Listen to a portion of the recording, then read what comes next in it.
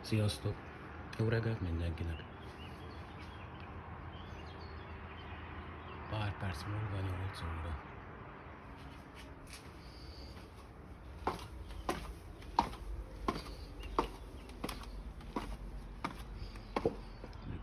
Nagyon süt a nap.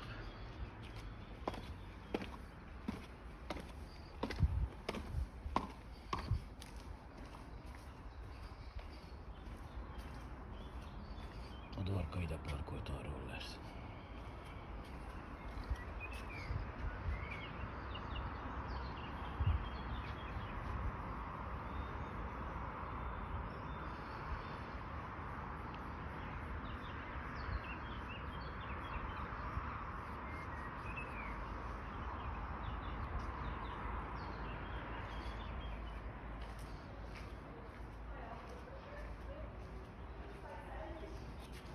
Ott lakunk fent.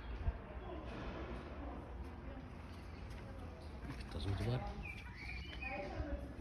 És ott a udvar végén látszik az a kapu, ott lehet kimenni. És akkor jobbra van a főtér. Balra meg az utca folytatódik.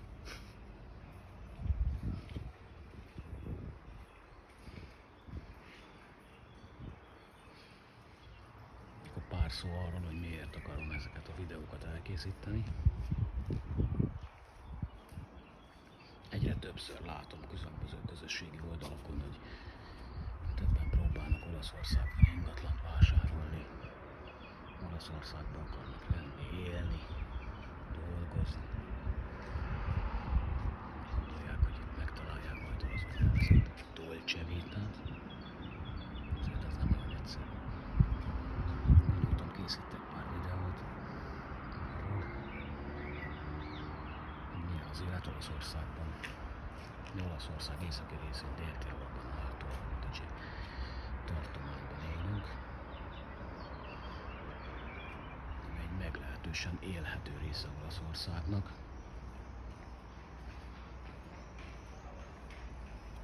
Dél-Olaszország kevésbé.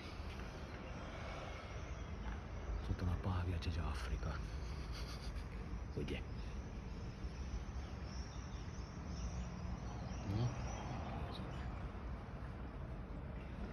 Ja, ott van egy ilyen kút, képzeljétek el, ott lehet venni igóvizet.